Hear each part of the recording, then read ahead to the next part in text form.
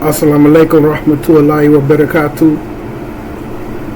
I want to share a couple of hadiths and kind of discuss a little bit about Sahih Bukhari, right? So these two hadiths that I want to share, when it's during times like this that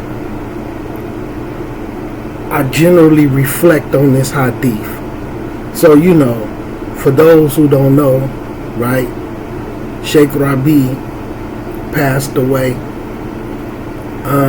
It's after midnight, so technically yesterday, right? Alhamdulillah, man. Rahimullah. So Sheikh Rabi passed away, and when somebody like Sheikh Rabi pass away, I think about hadiths like this, because people couldn't even begin to understand, man, what Sheikh Rabi did for the deen. And I'm not talking about Salafiyah, Unfortunately, man, Sheikh Rabi, a lot of people just restrict him to Minhaj or Jawah Tardil, and a lot of people don't even really know what was to the Sheikh. So let me share these two hadiths real quick, right, from Sahih Bukhari. I'm gonna share three, right? So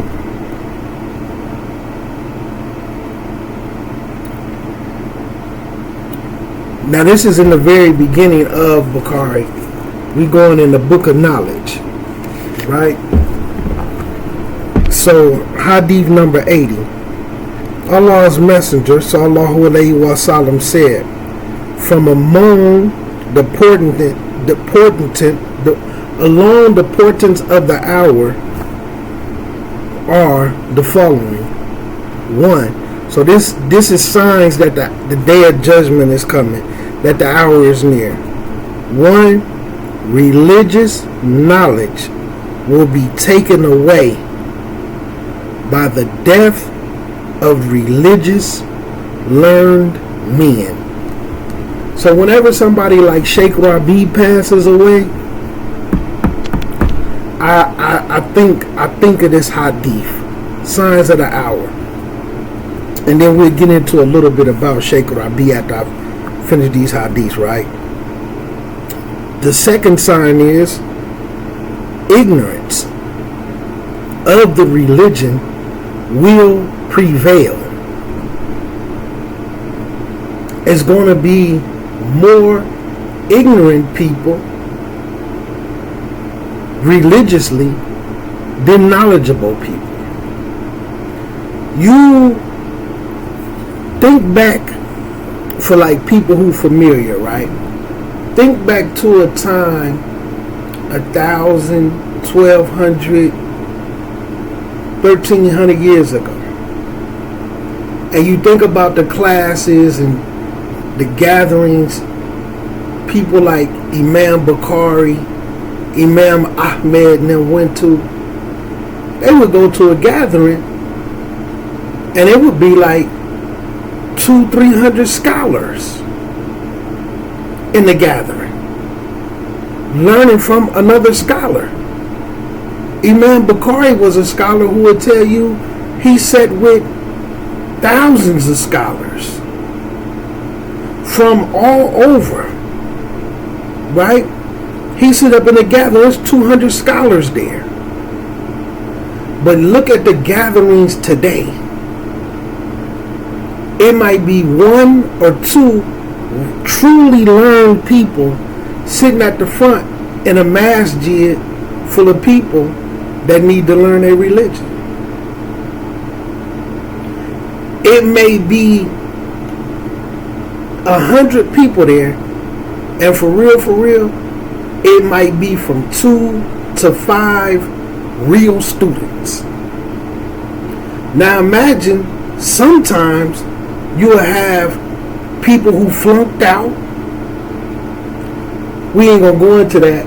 But you might have 10 of these people who never studied nowhere or attempted to study somewhere and flunked out of the Arabic part. No ijazas, no type of nothing. And everybody else in the masjid is learning from some people who haven't learned.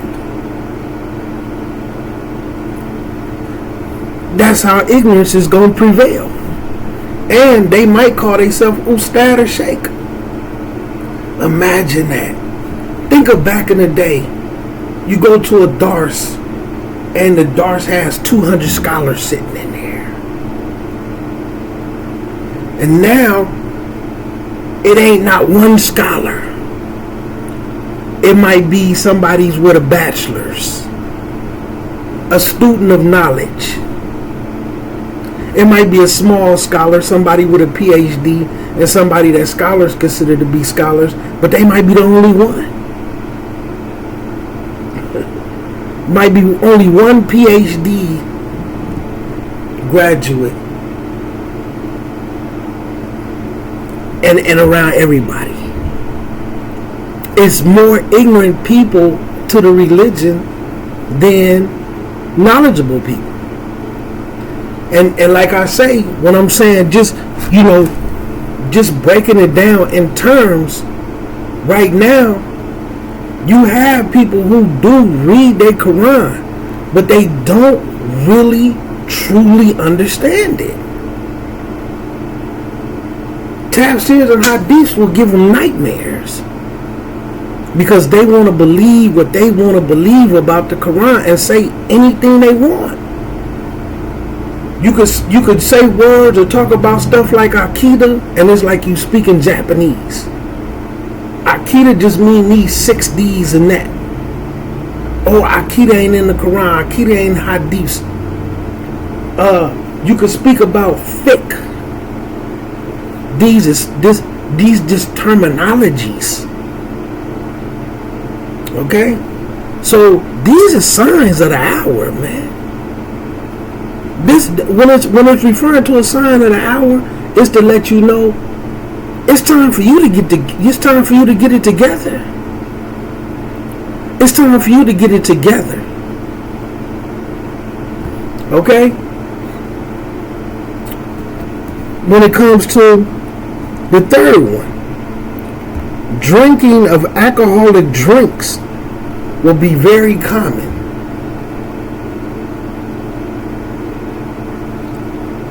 Dealing with intoxicants is going to be very common. Drinking, smoking, pill popping, drugs, snorting, shooting up your arm. This is what people do for leisure.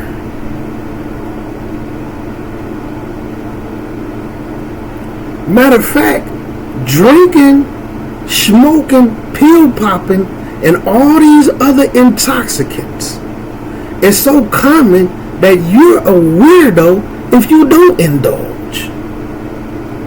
Cigarettes, all of this, or vaping, you're the weirdo if you don't indulge. Little kids, people who are not even old enough to drink. Just imagine this. And this is something I seen during my time of growing up. I seen alcoholics that was 17, 18 years old. They ain't even old enough to drink. And they alcoholics. Sloppy drunk at every party. Right now, you got 12, 13, 14-year-old drug addicts.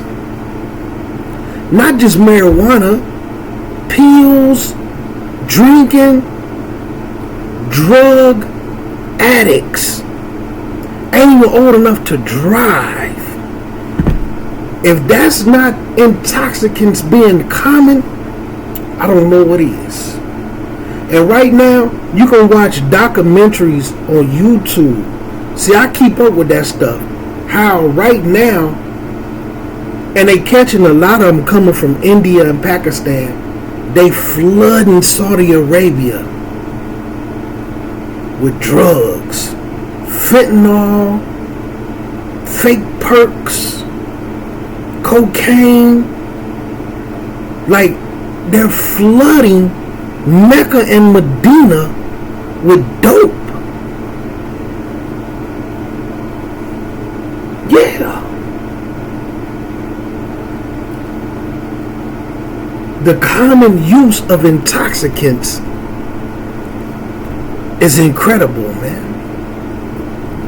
Number 4,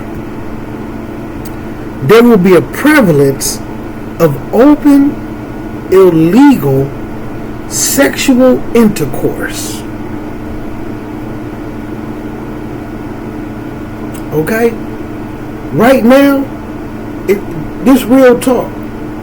Right now, in America, especially if you're in a big city like a New York, Chicago, it's nothing to be going down a walkway and it's a gangway or it's an alley or something to see people having sex. Or in like cities like this where they have big parks, it's nothing to walk through a park at nighttime or daytime and see sex happening. It's nothing to be going down the street or you out there at the mall or the movie theater and see some people in their car having sex. It's nothing to see that. It's nothing, even during some of my times when I used to party or be in a club or at the swimming pool. It's nothing to go to the swimming pool and see people having sex in the pool while the pool is full of people. Be at a party in the basement, upstairs, people in the bathroom, people on the wall having sex right there in the party. It's nothing to see people. And look, I'm gonna tell this story, man, briefly, because this blew my mind. We're in Chicago, right? And we on one of our journeys. We on one of our missions. And this particular block, right, it's a school there, but they had tore up this door where you could go into the entrance of the school, right? But when you go up these stairs, they had it all chained up where you couldn't get in the actual school, but you could get into the entrance where there was these sets of stairs. So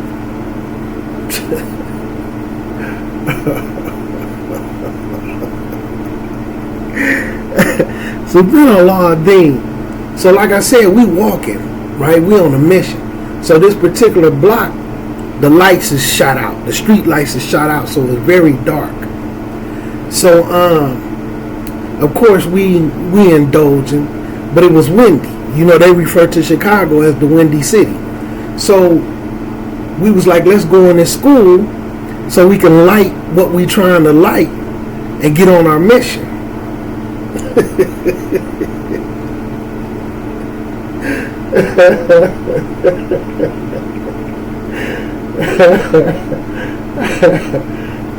This is my first time ever seeing anything like this in my life. We open a door to go into the school to light our little intoxicants, right?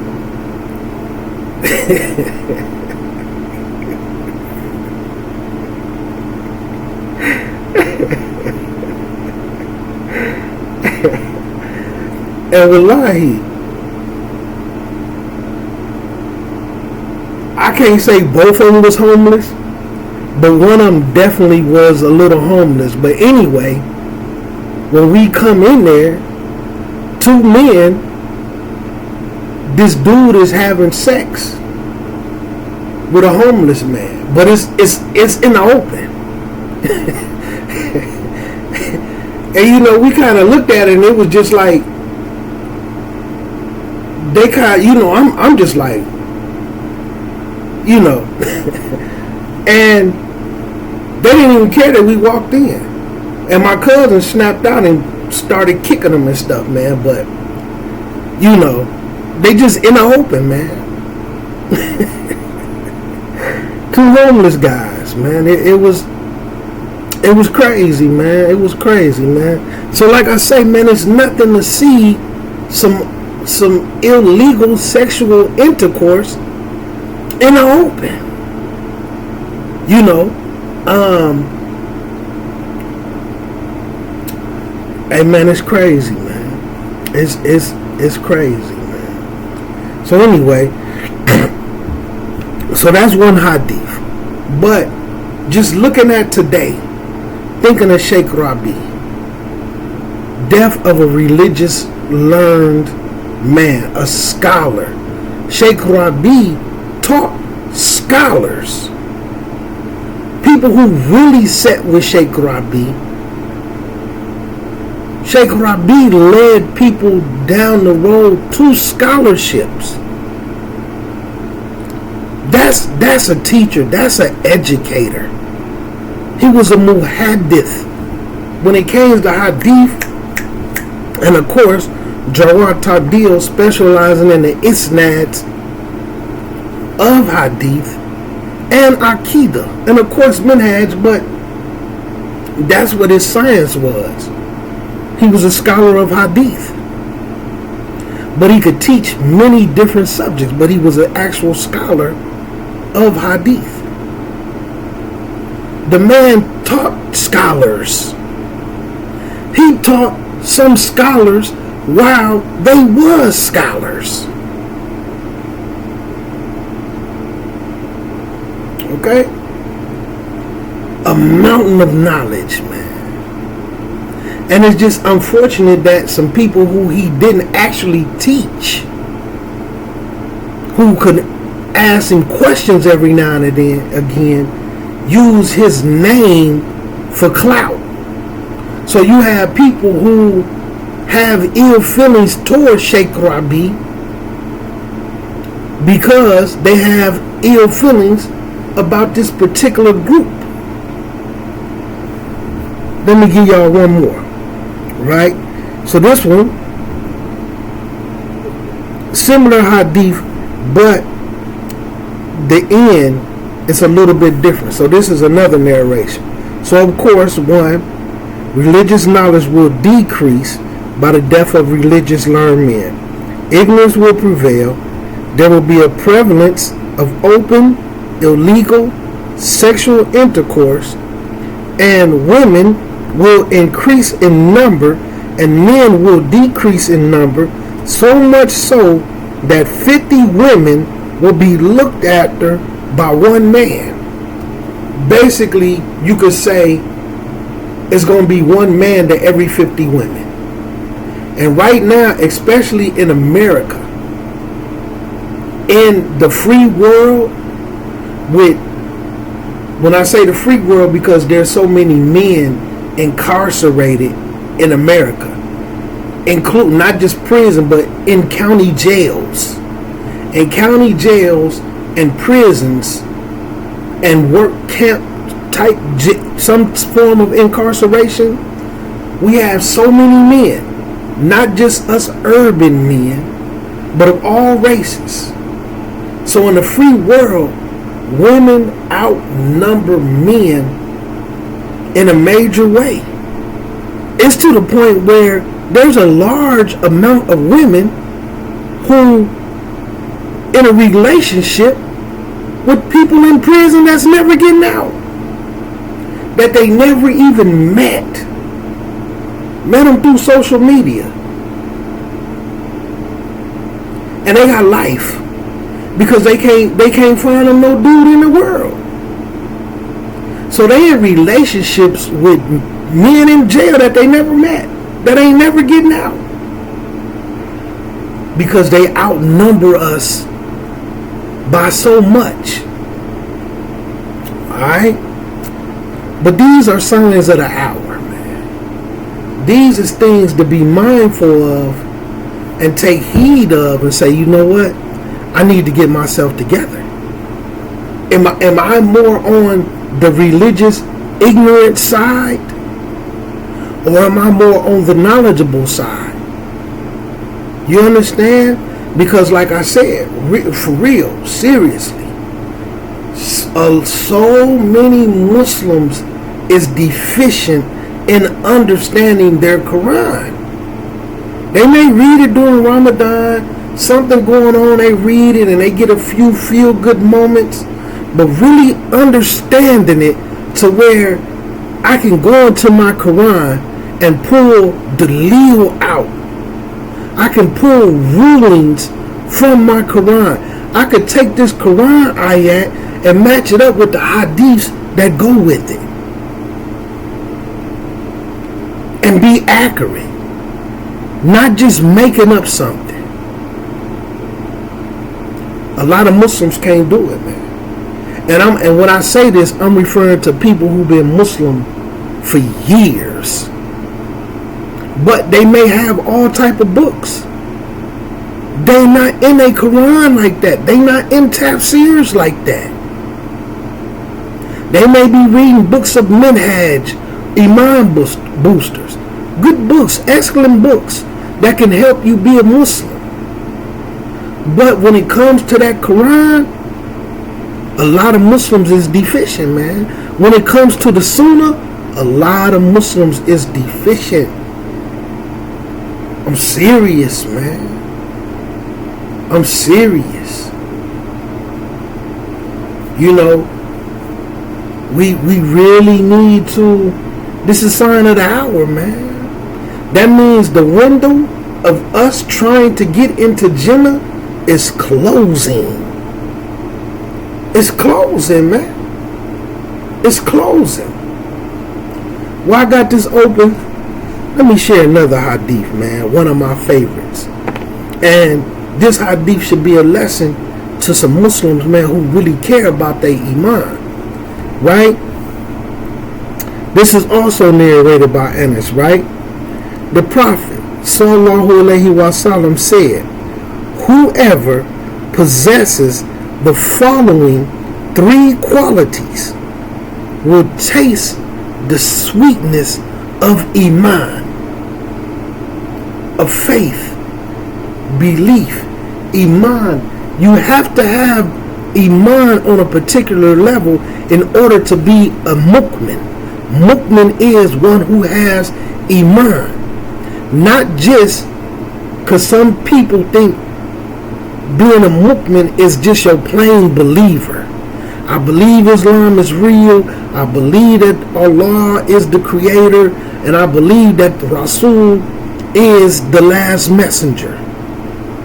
Right? As long as I believe that, as long as I took my shahada, that makes me a mu'min. But I do a million sins. I don't pray. I'm just on all type of different things. Right? That's not a mu'min. That's a Muslim. Right? So just to touch the sweetness of iman, look at these three qualities. The one to whom Allah Azza wa Jal subhanahu wa ta'ala and his messenger Muhammad sallallahu alayhi wa sallam becomes dearer to them than anything else.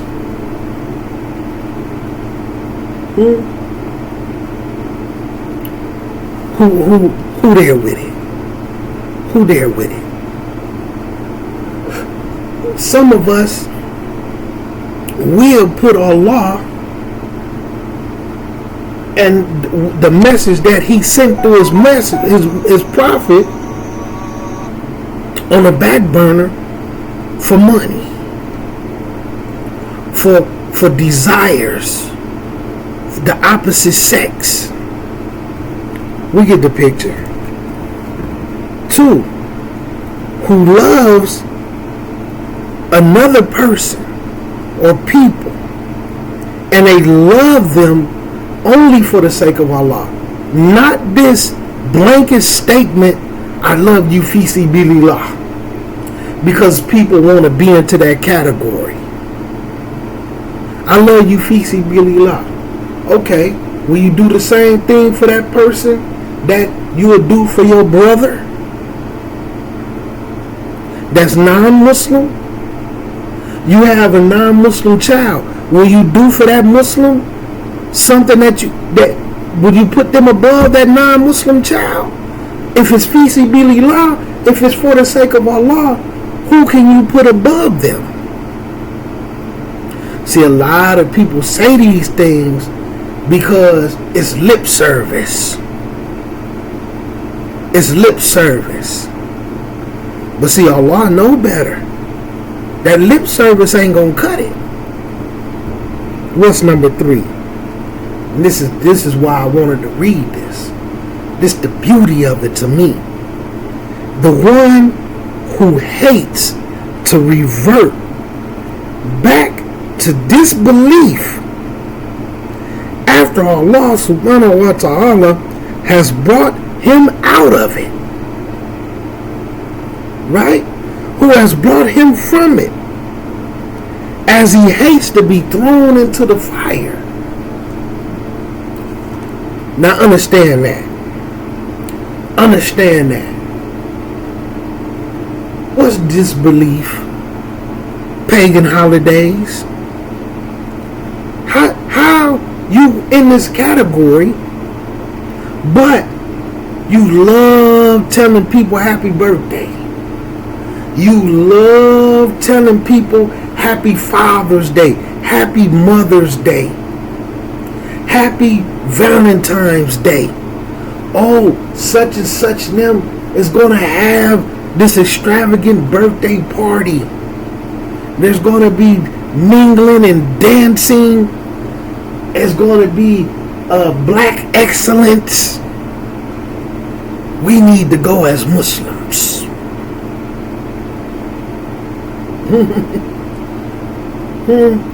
Seeing Muslims plastering themselves at Valentine's Day gatherings on social media. You know what I'm saying? With I ain't gonna go into that. May Allah protect us all from that. But they don't hate it. Like I said, they hate that to where they would rather be thrown in the fire than to go back to that kufr. Who got these 3 qualities? And we not, and I'm just throwing out a certain couple of things. Muslims jump up, want to celebrate Kwanzaa, want to celebrate Juneteenth. This ain't pagan. This is black. Okay? Sisters going back to dressing like the kuffar, taking their coverings off for whatever their reasoning is, especially if they one of the ones who, like I see sisters, man, on Facebook, why every time one of y'all sisters have a bad relationship, first thing you do is uncover. Oh, I hate you sisters all in and out of hijabs. Your Islam is this, your Islam is that. And then 2 months later, they doing the exact same thing. Which is making you worse than them, because you judged them and talked about them and then turned around and did it. But you don't hate resorting back to that kufr.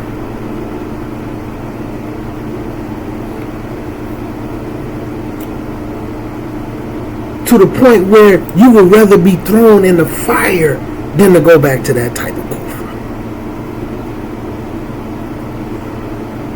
Muslims, gang members, become Muslim, accept Islam, and then 3-6 months later, you're back on your gang banging. You're back selling dope. But you love it. You don't hate it. These 3 qualities, but you might refer to yourself as a mu'min. And you resorting back to kufr in all type of ways. This is something to think about, brothers and sisters. So, And just a little something about Sahih Bukhari, man, the way that you should understand that Sahih Bukhari is Aqidah-based hadith, right? When you go into Bukhari, Bukhari is one of the best books about Aqidah out there, next to the Quran, after the Quran. For some reason, people think you can't learn Aqidah from Quran and Hadiths. When you open up Bukhari, in the beginning, it starts with the book of Wahi, the Revelation. Then it goes into what? The book of beliefs. What's that? Aqidah. Aqidah is your belief system. So the very next chapter is the book of faith, the book of Iman, the book of beliefs. Aqidah. So when you go through Aqidah and then you look at certain hadiths explaining what Aqidah is, then you come into the book of knowledge. The book of knowledge, man. Okay? But then look what you come into once you leave the book of knowledge. Then you come into Tahara. Your wudu, your whistles, you're purifying the hearts, right? Then after you leave, so, okay, you see, book of wudu, then book of whistle, but this is your books of Tahara. Then your book of whistles and dealing with the menses, then the book of Taimun, and then now you come into your pillars. This is all your prerequisites that you need to go through in order to know how to and be clean enough to do acts of ibadah. What comes after that? The book of Salah. How to worship Allah up on Tawheed. Right? Then after you leave your book of Salah, right? Then you got your book of prayer times. All of that still deals with Salah. The book of the Adhan, all of that still deals with Salah. Right? The night prayers, all of that. Then it go in order. Then you go to your fasting. Then you go to your zakat. Your pillars. Then you start to get into your business transactions, how to deal with Muslims, your mannerisms. Sahih Bukhari, and it's all Sahih. But of course there's some Athar in here. Of course there's some Israeliyats. And then of course there's some Quran ayats where Imam Bukhari is given fiqh from them. Sahih Bukhari is beautiful. It's beautiful. So let me close on this, man, because I wanted to show something. And this is what made me want to speak about Sheikh Rabi. So it's an individual who basically was praising the death of Sheikh Rabi on social media. I'm not friends with him. I actually know him. That had some dealings with him through particular sisters he was trying to marry and different situations that was going on that he was caught up in, which I won't speak on that, but they wasn't good, and it involved, I ain't gonna go into that. So with him praising the death of Sheikh Rabi, and this is due to because he has ill feelings towards a particular group of Salafis. And this guy is he's actually an imam. So by him saying what he was saying about Sheikh Rabi, of course people got to comment on his post. I seen where somebody ended up sharing it, saying this dude, I'm not a scholar, but man, this guy need to be warned against. He's slandering Sheikh Rabi, praising the man death. So as I'm looking at some of the comments, so then somebody on his page, on his post, they shared what he said. So when I looked at what he said, I was like, wow. So I went to his page to see People was really trying to talk some sense to him. And then look, one person, because he basically said, one of the brothers was just like, wow, man, like you don't even talk about the kuffar like that. You know what I'm saying? Like, where is it from the manners of the Prophet and the Sahabas to talk about another Muslim like that after they've died, after they passed away? This dude gonna sit up and say, we do it every single day. We curse them every single day in Salat. So the brother said, okay, can you give me some dalil for how we curse other Muslims after they die? This dude gonna say the proof is Surah Munafiqun. So he said in Surah Munafiqun, where is it saying praise the death of a Muslim, especially a scholar? He just keeping it down to another Muslim, to a Muslim, and you praise their death. What ayat is in Surah Munafiqun that says that? And this dude said the proof is that everybody mentioned in the Quran is dead. This guy's an imam.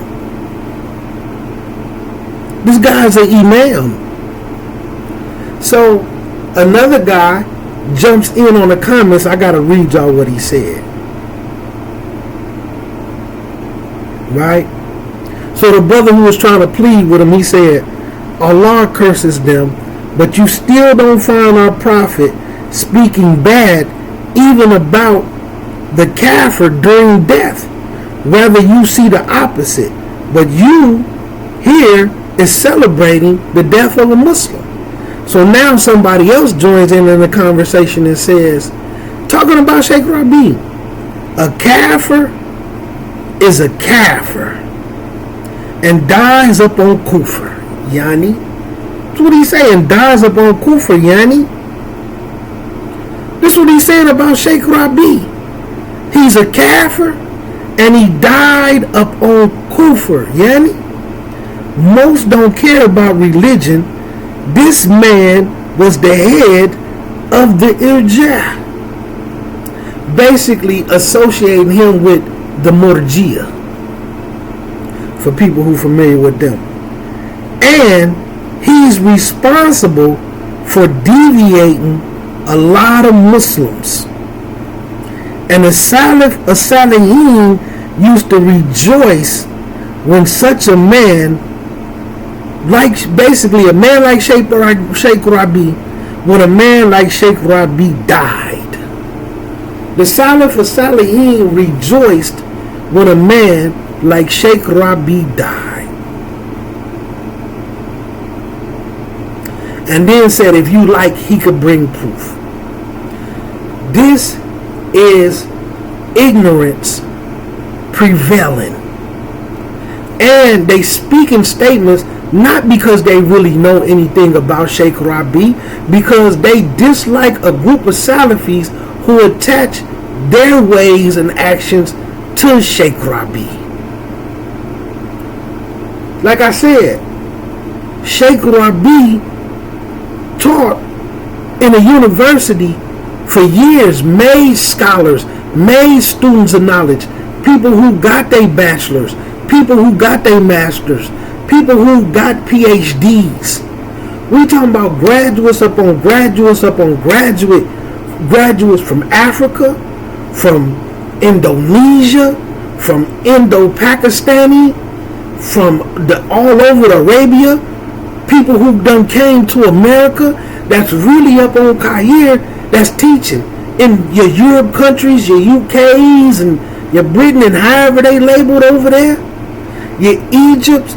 Sheikh Rabi, not single-handedly because they was in the university, but Sheikh Rabi taught a lot of people that's teaching. Some scholars, he done taught some scholars. And y'all sitting up saying this man is a kafir. I heard a student of knowledge, this was like maybe 2 years ago, and he had just graduated. And he used to be a part of that group. He's from Canada. He's a Somalian from Canada, right? Well, he was born in Africa, but he was raised in Canada. And he used to be a part of that Salafi group that don't like anybody but them, right? And he said that when he finally got to the university and seen that Sheikh Rabi was one of his instructors, he said that he thought he was finna learn how to criticize and talk about people. Like, yeah, I'm finna sit with Sheikh Rabi. I'm finna learn how to refute. I'm finna learn how to talk about people and take people off of it. You know, I thought I was just finna, he said he thought he was finna be learning a bunch of minhaj and, you know, he said when he got into the class, he was in his class, he studied with him for 2 years, a real student, not just going to his house where there's 200-300 other people there, and you can say, hey, I sat and listen to Sheikh Rabi talk. No, a real student where he's grading your work, where he's testing you, where you have to pass his tests and quizzes. A real student. And he said he was his student for 2 years. And he said never, not one time in the whole 2 years did Sheikh Rabi ever talk about criticizing people and refuting. And he said, and after that, when he started talking to them Salafis, of course, now that he's educated, it just seems like when one of them starts to outgrow them and see their mistakes and start to say, hey, you know, Yanni, okay, before I was ignorant. Now I got some knowledge under my belt. Y'all ain't supposed to do this, and this. They kick them off. And then they hurry up and tear their name down before they spread the word what's really up with these people. Alright? So, he said that, when he started talking to him, like, man, what's Sheikh Rabi's specialty? They didn't even know. Oh, he's the flag bearer, Jalal Tardil. They didn't even really know what his science is. But, you know, he said, you know, he just felt bad because he had the wrong impression of Sheikh Rabi from listening to them. And right now, because some people who don't really like them, that's also Muslim, talking about he's a kafir that died up on Kufr, and saying the Salaf Salih rejoiced when somebody like Sheikh Rabi died. When you have to know the real Sheikh Rabi, not this narrative that's put on his name by a particular group who he warned against, or warned them, I'll put it that way. That he wasn't with what they was on. What's the kufr he died on? What has he got going on that you take him out of the fold of Islam and then praise his death? And then actually the one brother actually say, basically, may he join his companions, basically talking about in hell, to the people he was trying to please for his miserable life. This is ignorance, man. This is ignorance. This is ignorance. To the point where, to be honest with you, like, some of us, man, like, this sound foreign to some of y'all. Some people don't even know who the scholars are. I'm telling y'all, man, I done sat in rooms and said to a group of people, I'm going to put it this way, more than 5 people. More than 5 people, and I say to the entire group, name 5 scholars. And they couldn't name one. But then as they was guessing and running through some names, one of them did say Bilal Phillips. Some people won't give him a scholar. He got a PhD though. He do have a PhD. Alright? So you got to at least give him that. But out of the whole entire group, they couldn't name one scholar. But I gave him Bilal Phillips because he do have a PhD. I gave him that. Y'all can have Bilal Phillips. Okay? And this was in 2020, if it wasn't 2024, I want to say, yeah, it was. It was like around right before the beginning of Ramadan, like maybe around March of 2024.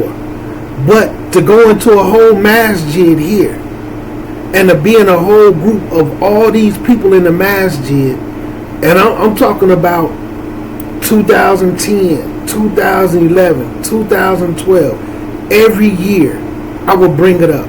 It's Ramadan, it's packed, we all in the parking lot, big group of us.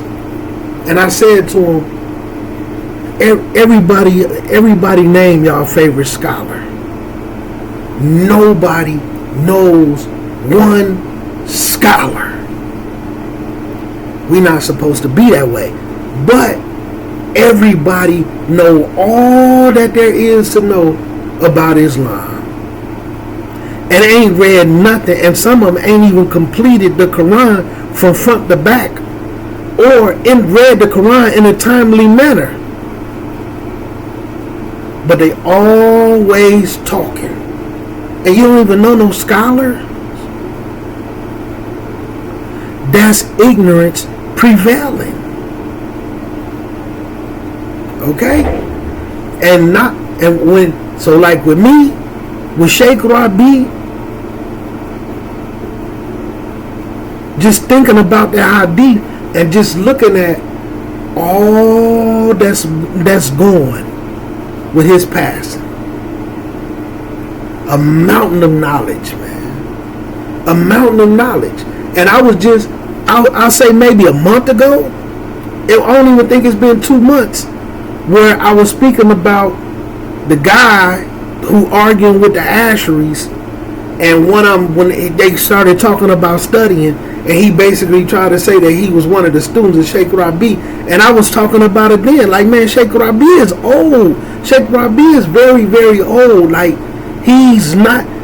Sheikh Rabi is not in a school teaching a class. Like, Sheikh Rabi has been sick for a lot of years, but he tried to use Sheikh Rabi's name to give himself some clout. And this was just a couple of months ago. Sheikh Rabi been sick for a very long time. Okay? So I think Sheikh Rabi was born in like 1933, 1936. I don't know. Let me look real quick. Let me look.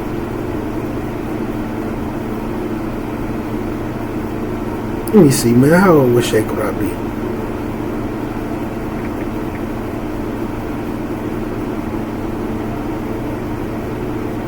Yeah, look at that. Sheikh Rabi was born in 1933, man. 1933. And you sitting around in America, right, on the East Coast, talking about right now, today, you want to Sheikh Rabi students. Through what, Zoom? In 2025, a couple of months ago, y'all think Sheikh Rabi was doing Zoom calls to some knucklehead in America, just using his name for clout? And then you had these people who abusing Sheikh Rabi's name because of individuals like him. You probably wouldn't even know Sheikh Rabi if he smacked you. But, enough of that, man. So, man, just take heed to them hadiths, man. And you can see it true in living. We seeing the death of the likes of a Sheikh Rabi. A whole mountain and forest of knowledge. Okay? A one of a kind. Every once in a while you get those sheikh who's one of a kind. And they all, when they die, they all have a particular specialty that some other scholars just don't have. Whether it's, so like when scholars be like that on that level, man, when they pass, that's something special with them goes with him. Just like Ibn Taymiyyah. Who's came and been another Ibn Taymiyyah? Even with Imam Bukhari, where you had some people who he taught. Imam Muslim, as great as he was, Bukhari taught him. Tirmidhi, these people, he was their teachers. They became great, but they still wasn't quite Imam Bukhari. Now they say Nasa'i was like him, right? To the point where they say, because you have some people who say Sahih Bukhari is kind of difficult, it's above the head, but it's because his knowledge, he was such a one of a kind.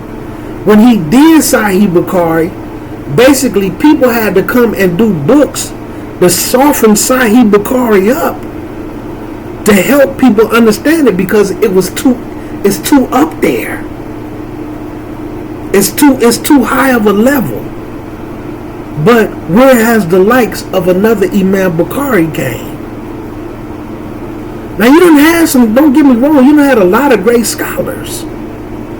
And you see his students, just like with Ibn Taymiyyah, with Ibn Qayyim and Ibn Kathir. These was his students. Look how great they was. But they wasn't quite Ibn Taymiyyah. Your Imam Ahmed, your Imam Hanifa, your Imam Malik, your Imam Shafi'i, your Abu Bakrs, your Uthmans, your Umars. Where have you seen the light? So it just pretty much downhill. It's gonna be people that's gonna be great, but and that's why like I say, man, I'm looking at some of the students now. I've been watching them for a couple of years. Some of them graduated with masters, and like some of that wave of students that came home around the same time, in that little wave with Ali Davis and Mufti. Shadid Muhammad came home some years before them. Then Tahir came home a few years after them. But that wave of students for America, and see what they've done. And now I'm looking at these new students. It ain't that many Americans, or some of them not coming back to America to teach. They not, some of them, some people don't want to believe this.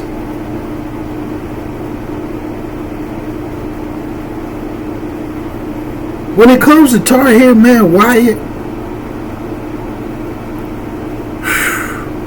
knowledge-wise, when you really can get into him and really know what he's talking about, sometimes, to be honest with you, Tahir so up here, you almost can't even bring it down to a level where people get what he's really talking about. Tahir one of them ones that's Tahir up there. Tahir up there. And it's actually another scholar, wallahi, where I had to compare him and a scholar when I'll be listening to both of them to sit down and say, dang, it's almost hard to tell which one of them know the most. And he's way older than Tahir. He's a scholar. But him and Tahir is like right here. Some people don't even know what they have in them brothers, man. But this new wave of students, I like the way that they feeling like how they need to start teaching. They need to be more of a classroom setting as opposed to lectures. Because like they said, they understand lectures is easier. You just get in front of the people, you talk, or you read them a book. Then when it's over with, they can ask a few questions and answers, and then you go home. You don't have to deal with grading homework. You don't have to deal with coming up with a curriculum, coming up with tests. Then you don't have to worry about when they start getting lazy, or when they get their feelings hurt and feel like you making fun of them, or you cracking a joke. Oh, I believe he's talking about me when he said this. I ain't going to class no more. You know, when you have to start dealing with that, now people don't want to come because they getting offended, man, because they not who they thought they was. and they feeling away. But like they said, but they coming up with a different way to bring it home, man. And inshallah, man, I'm gonna keep in tune with them. Good brothers, man. Master's degrees. Some of them getting ready to go do their PhD, cause it's graduate season now. Like they just started turning in their thesis, so they just waiting for their defense. Some of them is, but this new wave of students, it just a lot of them going to the UK. A lot of them going to the UK, but I'm gonna still keep in tune with them. And alhamdulillah, a lot of them starting different podcasts and really beneficial podcasts. They may be a little boring for some people, but like for individuals like me, I love it because it's an ilm fest. It's an ilm fest. You know what I mean? It's not entertainment, and it's not just a shock value type of podcast where they want clicks and views because they want to make money off of the internet. And they really got that sound knowledge, like they really chopping. They don't have to just sit there and read a whole entire lecture from Sheikh Fauzan and act like it's theirs. You know what I'm saying? None of that, like real ilm. But anyway, man, may Allah be with us all, man. And just think about those hadiths, man, and you can see those signs out here. And then think about the other hadith about falling back into disbelief, even on smaller levels. And then what are you doing to get that up off of you? You know what I'm saying? What you doing to get that those bad deeds, those sins up off of you? So anyway, man, assalamu alaikum wa rahmatullahi wa barakatuh.